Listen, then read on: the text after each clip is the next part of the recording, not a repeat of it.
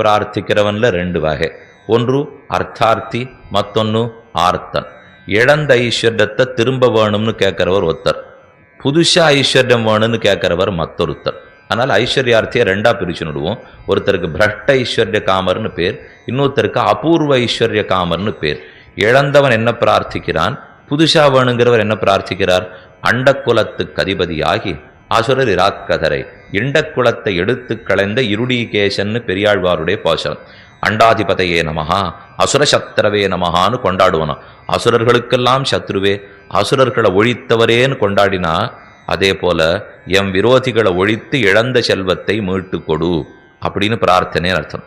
அண்டாதிபதையே நமஹா 7-14 லோகங்களுக்கு அதிபதியே, எண்ணிறந்த அண்டகட்டாகங்களுக்கு அதிபதியே, எல்லா சொத்தும் உடையவரேன்னா, அப்போ உன் சொத்து உங்ககிட்டயே இருந்தால் போருமா? எங்கிட்டையும் கொஞ்சம் இருக்கக்கூடாதா? ஒருத்தர் ரொம்ப பார்த்து 4 வீடு இருக்காமே, 40 லட்சம் வச்சுருக்கிறாமே, 100 பசுமாடு வச்சுருக்கிறாமே, இப்படின்னு கேண்டே இருந்தால் ஒரு 4 எங்கிட்ட இருக்கக்கூடாதா?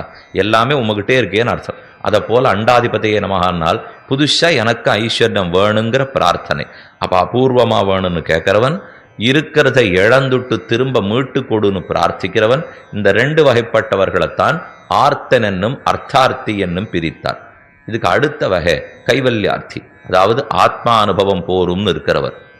3வது வகை பகவல்லாபார்த்தி. அப்போ ஐஸ்வர்யார்த்தி, கைவல்யார்த்தி, பகவல்லாபார்த்தி. ஐஸ்வர்யார்த்திகளுக்குள்ள 2 வகை, ஆக மொத்தம் 4 வகைப்பட்டவர்களும் என்னை ஆசிரியிக்க வருகிறார்கள் அர்ஜுனா. பக்தி பண்ணா இதுல எதுவுமே கிடைக்கும். பக்திங்கிறது மோட்சத்துக்காக மட்டும் நாம் நினைச்சுக்க வேண்டாம். உபாசனம் சாதனத்தை பண்ணினால் எந்த பலத்தையும் பகவான் கொடுக்கிறார். ஆனால் அது கூடாதுங்கிறது தான் விஷயமே தவிர, சுயம் பிரயோஜன பக்தியாய் அவனையே எதிர்பார்த்து செய்யக்கூடிய பக்தியா இருக்கணும். 100 படி தாண்டிட்டோம்னா பக்தி பண்றதையே எதிர்பார்த்து செய்யறதா இருக்கணும். அதற்கு